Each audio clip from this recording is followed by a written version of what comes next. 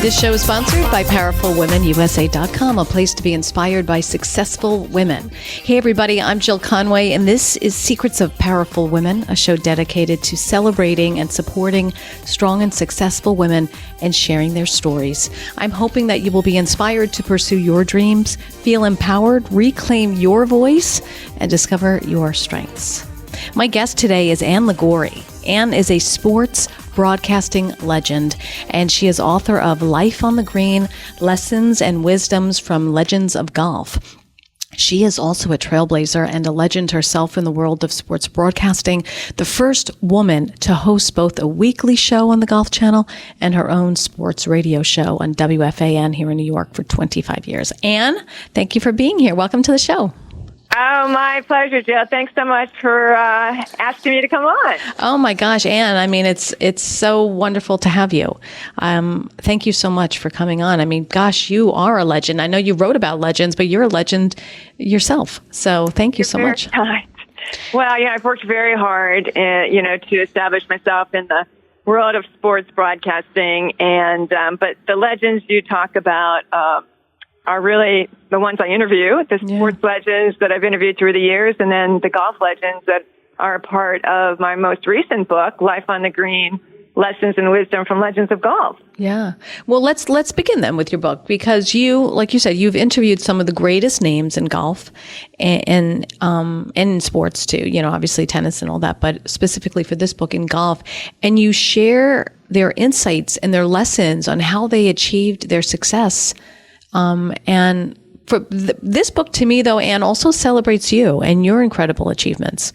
So, what made you want to write this book? Let's go there. I'm a journalist, and my first book was called A Passion for Golf, Celebrity Musings About the Game.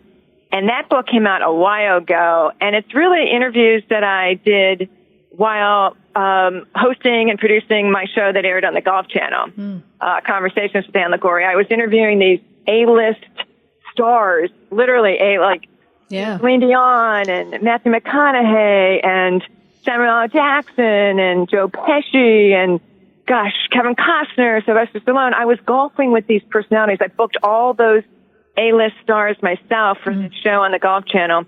And I wrote about them because I just thought the stories behind those stories were so fascinating. So that book came out in its second edition around 2007.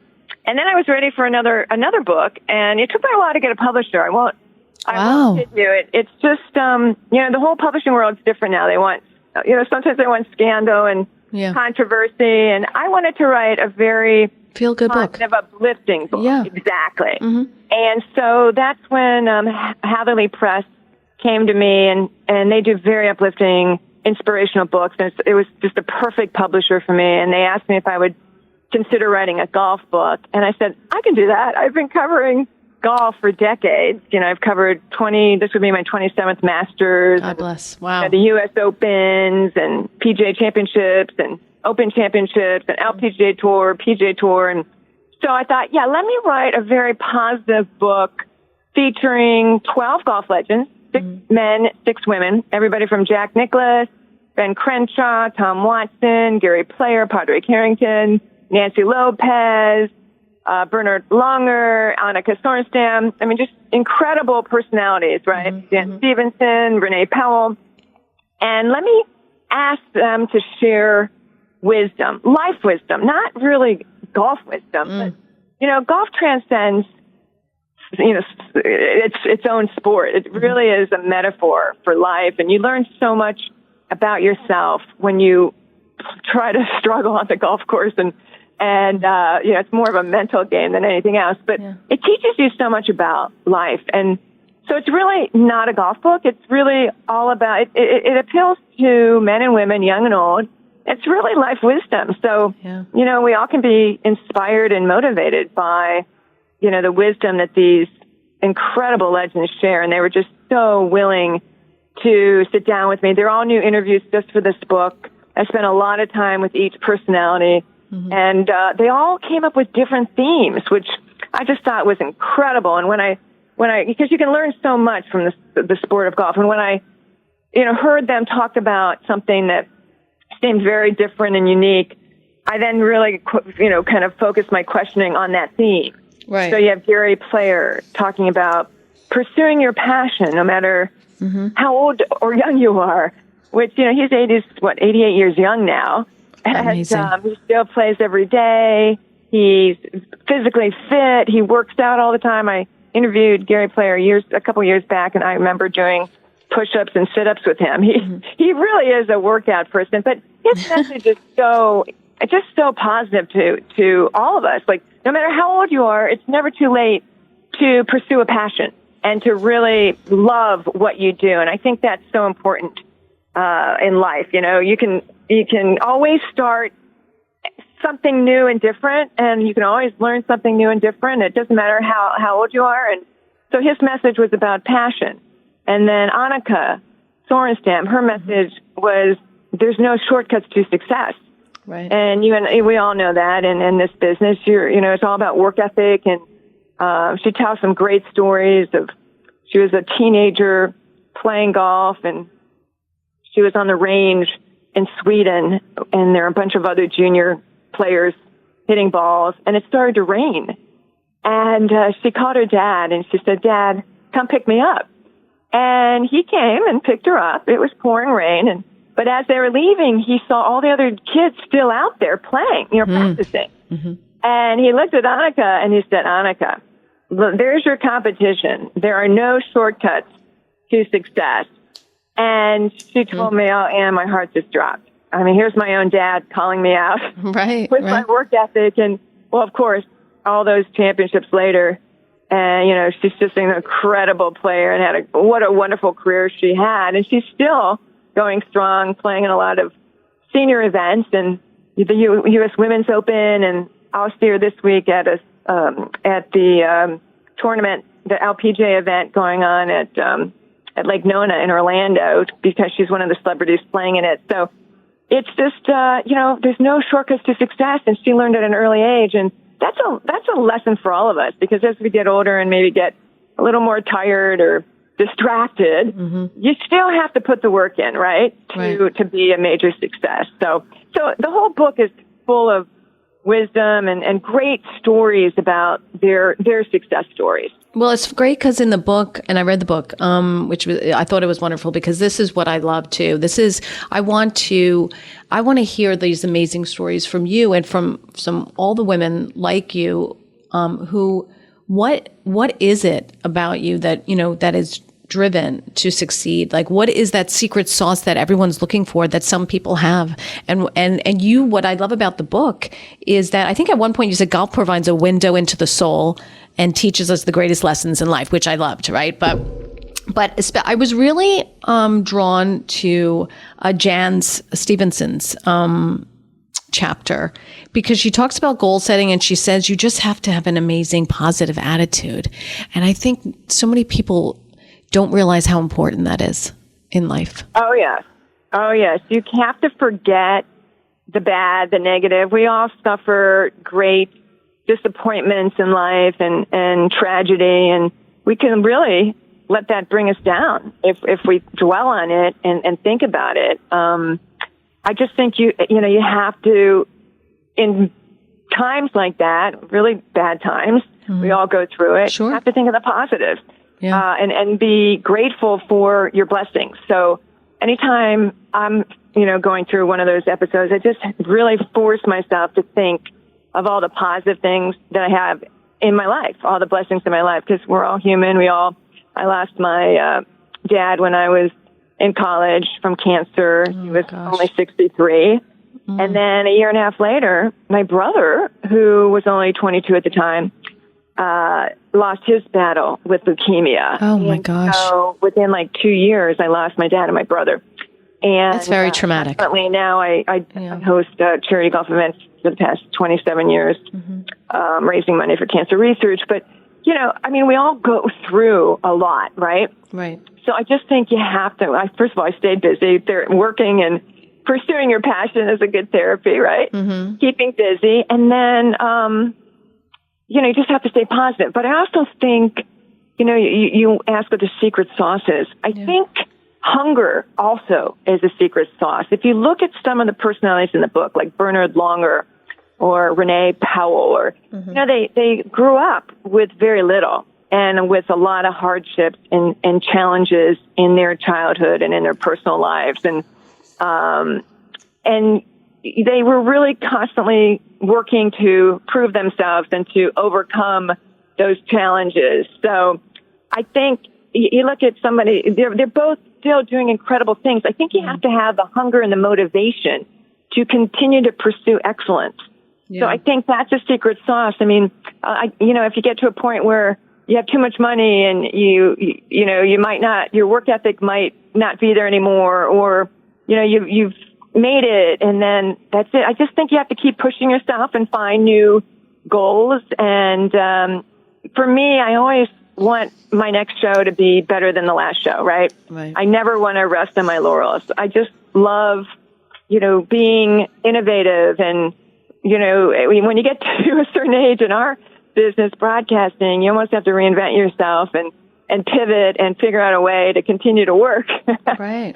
So, it's not easy as you get older because, the world belongs to the young digital minds and the social media wonder kids. Yeah. But you know what, Ann? And I find, and this is where I feel like it's so, upsetting to me when I think about that, because I'm in my 50s now and I feel like, gosh, I'm just getting started. Like I have so much experience, and yet right. And I feel like, when I talk to all these women who are in their 50s and 60s and they're like, well, like kind of like we feel forgotten, Yeah. And it's like, I hear that. And of course, when you're traveling the country like I do and you turn on the local news, you won't see any women anchoring the news. Right. Over 22. Over a certain age. Yeah. Right. Which is nothing wrong with that. We all started, right? And we all started young. Right. But I think maybe the world is changing a little bit. Maybe they're more acceptant of women in, working women over 50. I think we have made a little bit of progress on that. Yeah. But, many feel forgotten, and the opportunities certainly go to younger people. I certainly see that in the media world for sure. But that's where I think we all have to be creative. Yes. And I know my whole career, I always felt that I was only limited by my imagination. So I kept pushing and trying to create opportunities for myself, trying to open up doors in my own way, because when I started in the 80s, women really weren't being offered jobs in sports broadcasting. Oh, gosh, no. It was very few and far between. So I had to figure out a way. For instance, I was grateful, that I got one of my early jobs at ABC Radio Sports Network, where I could interview different personalities with the local teams. They covered all the teams in New York. But it was a freelance position, and I was trying to juggle a lot of different assignments so I could earn enough money to pay the rent. I was right out of college, living in Manhattan. So expensive. Cheap, right? I had to, come up with ways to, really afford to live in a very expensive city. So, I started writing for USA Today, the sports pages. Oh, I didn't know that. And I would cover, different press conferences and different sporting events in New York. I was kind of like their New York sports stringer. And then at the same time, I would be sending in interview tape, we used to call it back then, to ABC Radio Sports Network, covering all the press conferences. And, it's just I was a total freelancer, right? Just independent, trying to do a variety of assignments to earn enough money just to pay the rent. And that went on for a long time when I was in my 20s, and it got me a lot of good experience. But I hustled. I really had to work hard to be able to afford to live in the city. And, you have to drop everything. When you're a freelancer, you have to drop everything when that phone rings. It's, it's tough life. Kind of like, I had a couple different gigs, and then I started getting sponsors associated with my radio work and my TV shows. And I learned that very quickly because I had to. Right. I wanted to do an interview show, and so I pitched MSG Network on a show in which I would interview A-list sports legends, and they were very excited to give me a time slot every week. However, I had to, they said they couldn't pay me. Right. So I had to figure out, okay, how do I make this happen? They gave me an opening, and let me see if I can make this, turn this into a reality. So I thought, well, let me see if I can bring in sponsors to, basically pay for it. Yeah. Expenses for the show. Yeah. I needed to pay the camera crew. I needed to pay the audio crew. I needed a makeup artist, the editing crew, the whole production team. So I learned at a very early age how to knock down doors on Madison Avenue and get meetings with the advertising executives and pitch them sponsorship proposals and ideas for my show. And this was in the late 80s. And, the first sports interview show aired in 1989. My first guest was Mickey Mantle, the great Mickey Mantle. Oh my gosh. And I know, can you imagine? And then, I interviewed Ted Williams and Hank Aaron and Billie Jean King and Whitey Ford, Yogi. I mean, it's a who's who of TV interviews I've done with all these sports legends, men and women from a variety of sports. And that show was completely owned and researched, and I booked the guests. I mean, it was like a one-woman show. I did everything. Right. But I was able to get sponsors for it and used my instincts, my business instincts and determination to bring in sponsors for the show. And that sports interview aired 17 years. Oh, my gosh. It was the Ann Liguori What's the Story show on WFAN. Yeah, sure. That aired 25 years. Wow. But my sports interview show on MSG Network, Sports Channel New York, and all these regional cable networks that I was able to syndicate it on throughout the country. That show aired 17 years every week, and I'm very proud of that because, I went out and brought in the sponsors and basically did the whole show from A to Z. Yeah. Wow. Listen, that's hard for anyone, and yet I feel like, especially as a woman in sports broadcasting,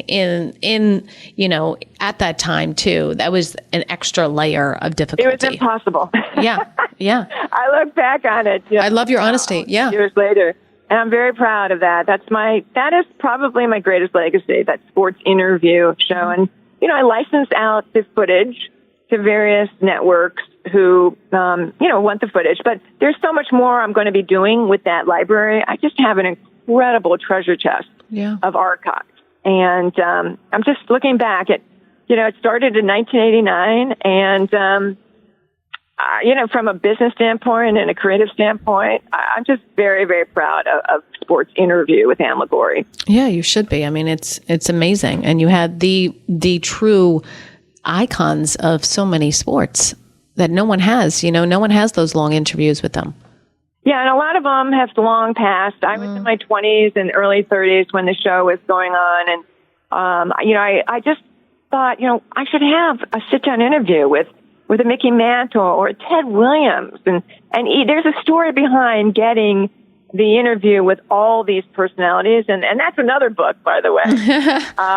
Hopefully I can write that book someday. But, they were all just such great storytellers. Right. And they were also willing to come on the show back then and talk. And, nowadays it's a lot harder to get to these superstar athletes. You have to go through layers and layers of agents and different people. But back then, they just all wanted to share their success stories and their wisdom. And I'm grateful that, they all wanted to be on the show. Yeah, that is amazing. Who was your favorite of all the people you interviewed? Who was one of your favorites? I mean, Mickey Mantle was such a great storyteller. Mm-hmm. He was my very first interview in 1989. We did it at Mickey Mantle's restaurant, and which was on Central Park South at the time. And he just was a great storyteller. Right. I could go on about him, but Ted Williams, I wanted to get Ted Williams on the show because nobody had really talked to him in ages, and he was so hard to get for an interview, and he was ailing at the time and, quite up there in age. And I somehow met his son, John Henry, connected with him at a golf event down in Florida, and asked John Henry if he could organize an interview with his dad for me. And wouldn't you know it, he came through.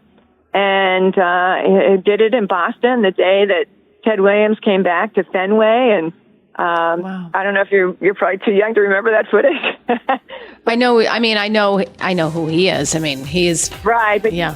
When the All-Star game was at Fenway in the late 80s, I'm sorry, was it late 90s? Sorry, late 90s. He was in a golf cart and driven around Fenway, just waving to the crowd to a standing ovation. And it was very, very special that this great legend, Ted Williams, came back. Right. And that was a very, very special interview. I mean, he was just such a baseball genius. And, when he came into the TV area where my cameras were set up, he's a big guy, and he's just very intimidating looking. And he didn't have a great relationship with the media back in the day when he played. But he came back to Boston all those years later and was very gracious and almost apologized for not being the nicest guy when he played, to the fans and to the media.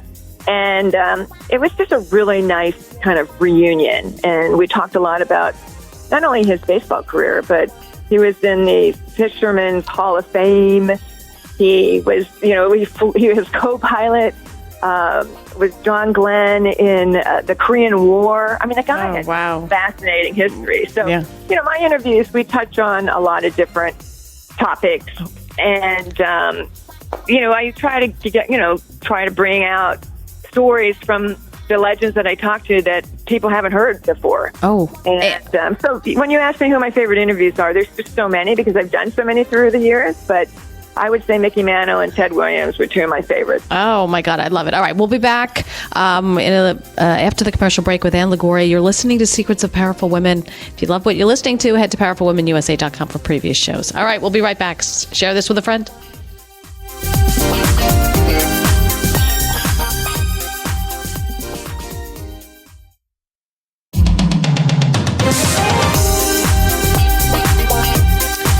Welcome back. You're listening to Secrets of Powerful Women. Ann Liguori is here with me. Ann is a sports broadcaster and author of Life on the Green, Lessons and Wisdoms from Legends of Golf.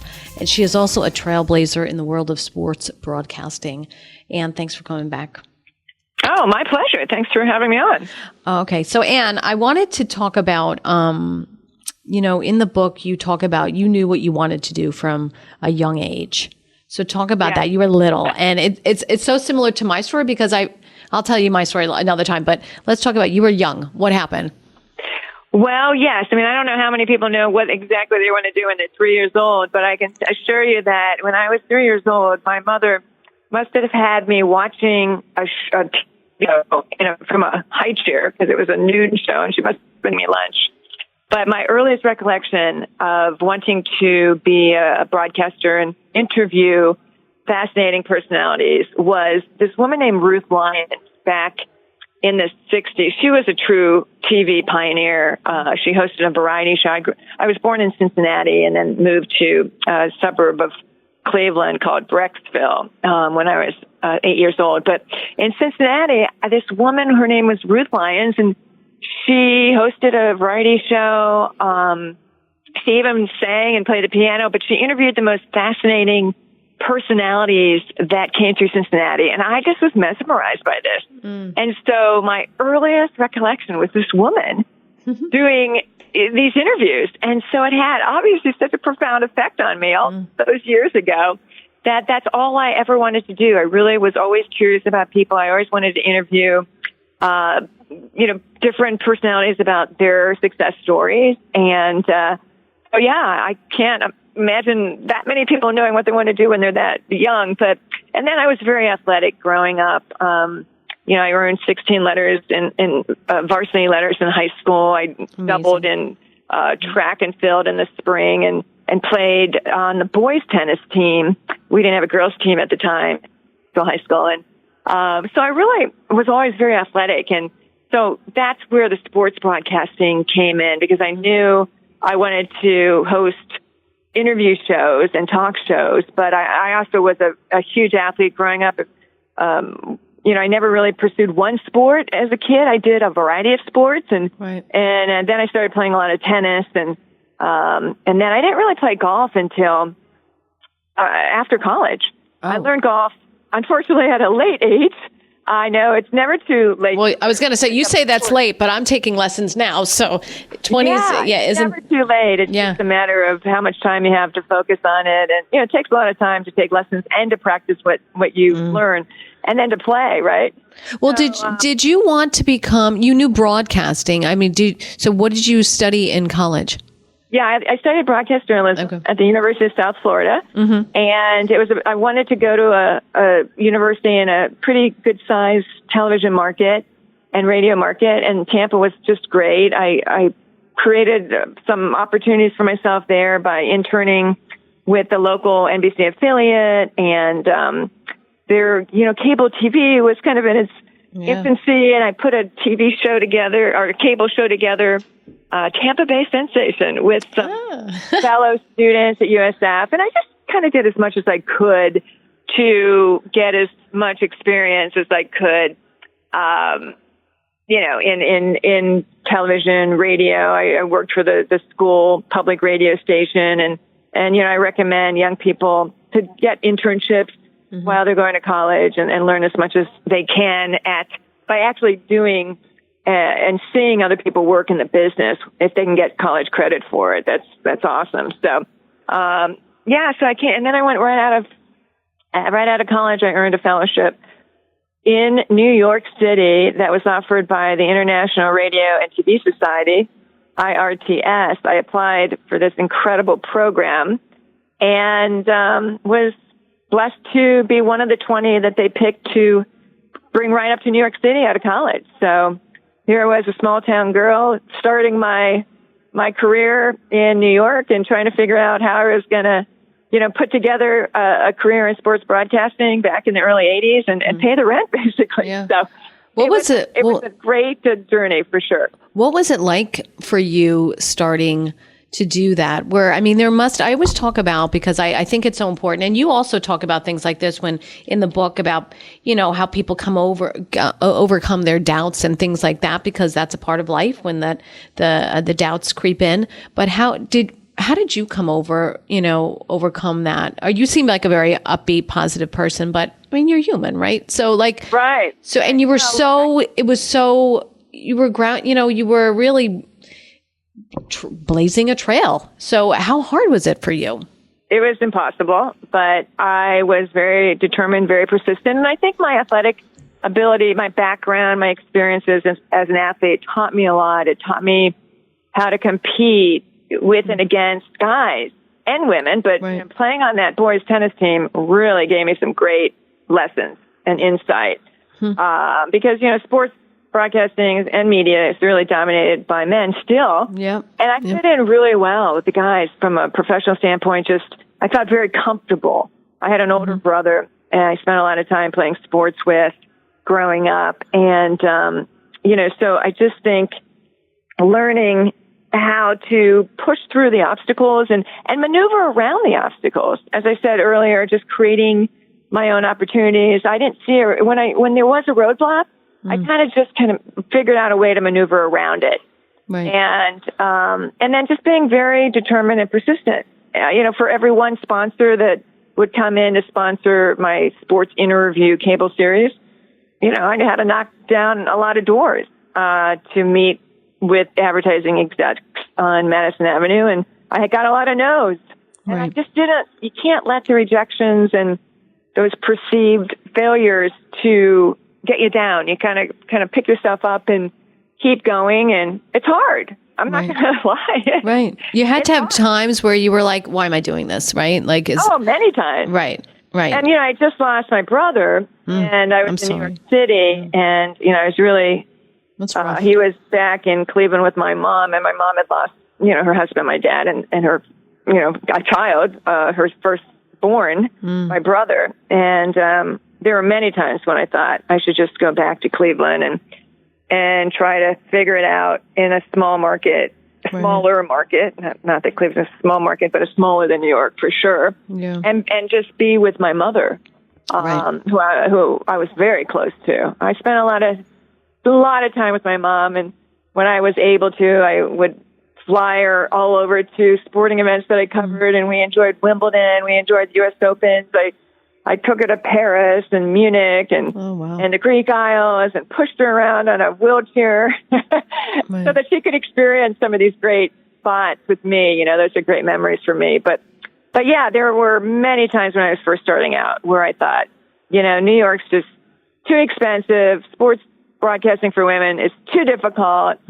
And I think I'll just try to go back and start over. But I just stuck with it. And I think that's a good lesson for anyone at any age. Right. You know, you just, decide what you want to do, pursue your passion, and then put everything in. And it's not all going to be rosy along the way for sure. But, just hang in and stay with it and don't get discouraged. And if you want it bad enough, you work hard enough, it will eventually happen. Was there anyone in broadcasting that really gave you advice that really stayed with you, like really, really helped you? Well, I must say when I was in college, there were very few women doing sports. But in Tampa, Gail Sarins was a sports anchor for the NBC affiliate. And so I was a student at University of South Florida in Tampa, and I could actually see a woman who was anchoring sports. Now, I never wanted to be an anchor, a sports anchor, but at least I saw that there was a female doing it. So she had a huge impact on me, and I'm sure on a lot of other women. And then when I came to New York City looking for work, Donna DiVerona, who, Olympic gold swimmer, and she was also a broadcaster, sports broadcaster for ABC. I connected with her at a Women's Sports Foundation conference, and she opened up doors for me at ABC Radio Sports Network. So even though there weren't a lot of women in the sports media business, the women that I was able to connect with did offer support and mentorship, which I found back then so helpful. And now there's a lot more women that you can, count on to give you great advice and who are in the workforce in our business. But again, back then, there weren't that many who were doing it. Yeah. And then a woman named Loretta Volpe, who I adore still. We're very good friends. She ran an advertising business for many, many years and helped connect me to one of the clients that was a sponsor of Sports Interview for years. And she really helped support me and connect me with different companies through the years who came in as sponsors for my work. And so I still count Loretta as a dear, dear friend all these years later, and we certainly still keep in touch. So there were a lot of women not a lot, but key women who really did play a huge part in helping me during the early days, for sure. Right. And can you bring that show back? I mean, I still think, you have a show you do seasonally as well, right? Right. So Sports Interview, I know I would love to keep doing it, but there's just so many hours in the day. So I have Talking Golf with Ann Liguori that is going to be, we'll be in our 8th season on the FAN, WFAN. That is from April to September, from 8 to 9 a.m. Right. And going alongside with that goes by the season. So like that's the Masters or something, right? In April. The season, exactly. April through September. And then I do a podcast that you can hear year round. Yeah. It's called Sports Interview. It's a radio version of Sports Interview. And that's on Audio Boom. And First Call distributes it as well. First Call is a golf business platform. And so I'm busy now and writing the book. I'm doing a lot of public speaking. I just went down to Palm Beach this past week and spoke to CIBC. They opened up a new branch. It's a Canadian bank that have obviously branches all over the country, but they opened up a new branch in Palm Beach, Florida. And during the PGA show here in Orlando, I actually took the day and went down to Palm Beach and signed 200 books, and I was their guest speaker. So I do a lot of guest speaking and public speaking. That takes up a lot of time now. With this book, it's been great. I got to tell you, Life on the Green, Lessons in Wisdom from Legends of Golf. I have a book signing coming up for PNC Bank in Vero Beach. I have another book signing and lecture coming up. I'm going to be up on Long Island for it's a private talk I'm giving for a Long Island company in a couple weeks. So my schedule is pretty hectic. Yeah, you really, I mean, you have achieved such great success, and yet you never stop striving, and I love that. I mean, what keeps you motivated? You just the passion for working, the love of working? Yeah, I love what I do. I really do. I mean, I just think I'll continue to do it as long as I'm blessed to have good health. I love to travel. Yeah. I love people. I still love hosting shows and writing books and talking. I do, as I say, I do a lot of public speaking, and I love meeting people. I've met so many great people on this book tour this past year with Life on the Green, and just fascinating people. I've done talks in libraries and corporate events and bookstores, and it's really taken me all over. So, and I do a lot of destination golf travel as well, and shows on golf destinations, which take me to Ireland and Scotland and different beautiful golf destinations in this country. So it is a good life, I must say. I'm working hard. That's wonderful. I love that. It is fun to go to these destinations and obviously play the sport that I love. Yeah. So, I mean, in the book and if you read the book, and I hope everyone kind of picks up the book, because it's so much, the game of life is so similar to the game. I mean, the game of golf is so similar to the game of life, and that you can never really be perfect. There are good days and there are bad days. And I love that. And I love all the stories from people. But was there someone that you interviewed over the years that you were in like awe of, you were nervous to meet? Like, cause you've met so many huge, people. Yeah, I mean, that's a good question because, everybody's pretty human, pretty normal. I think obviously when Kevin Costner came to the interview set, I was a bit nervous. Matthew McConaughey, it's gorgeous, dreamy. Yeah. Again, Ted Williams had such an intimidating presence. Sylvester Stallone was my first show on my Conversations with Ann Liguori primetime show on the Golf Channel, and Stallone was interesting. His agent made it very tough for me to do the interview, and the agent only wanted to give me 5-10 minutes, and I needed at least a half hour. It was a half-hour show, plus I needed footage of Stallone playing golf. So the agent made it very challenging. But once the agent kind of got out of the way, and Sylvester and I started talking, and he understood that I did my research, and it was only really going to be about his passion for golf and his success story, and not about any scandals that he, might have been in his life. He didn't even know what the Golf Channel was back then, because he was my very first show, and the Golf Channel wasn't even on the air when I, put that show in the can.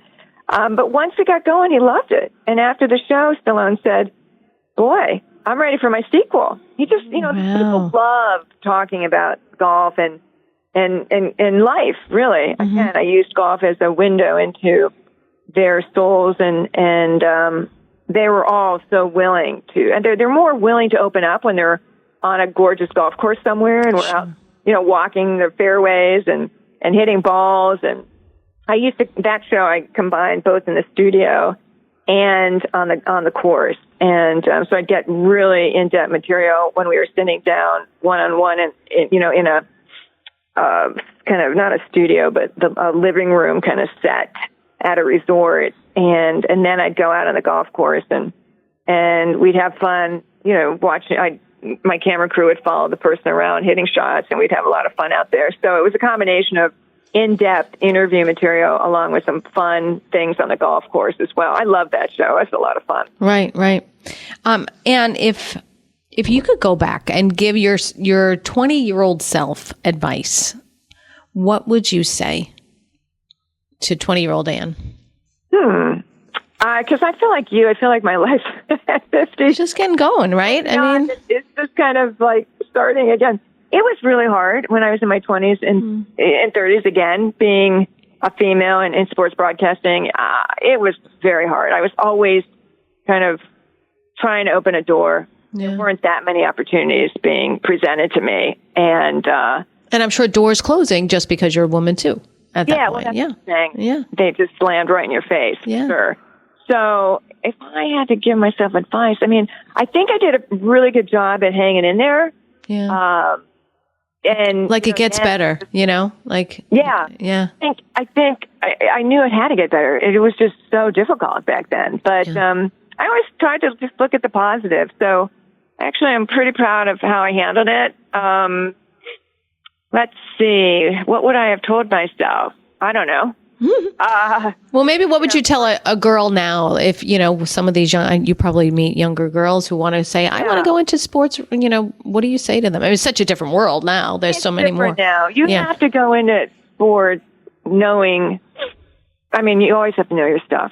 You have to go in for the right reason. You have to go in because you love sports and you're fascinated with it and you're willing to put in the work. You can't go into it, just to meet the professional athletes and to live that kind of glamour. It's not, everybody thinks it's such a glamorous life, but there's a lot of hard work.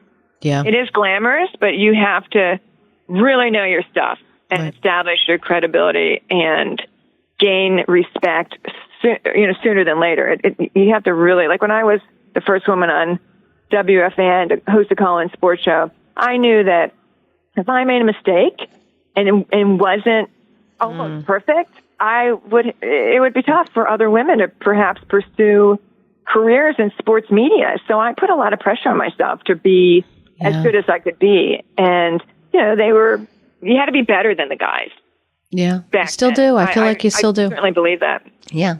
All right. We have about a minute and a half. So your 5 year, what do you see yourself doing in 5 years? I want to see you back doing that sports interview. But I love, you want sports interview. Well, sports interview radio is still around. Yeah. So you can hear that. It's just easier to do radio shows than television shows. It is, yeah. It's just, it's such an intimate medium, radio, and I love it. Me and too. podcast. And, but in 5 years, I'll probably be working on another book. And I just love what I do now. So more of the same. More, please.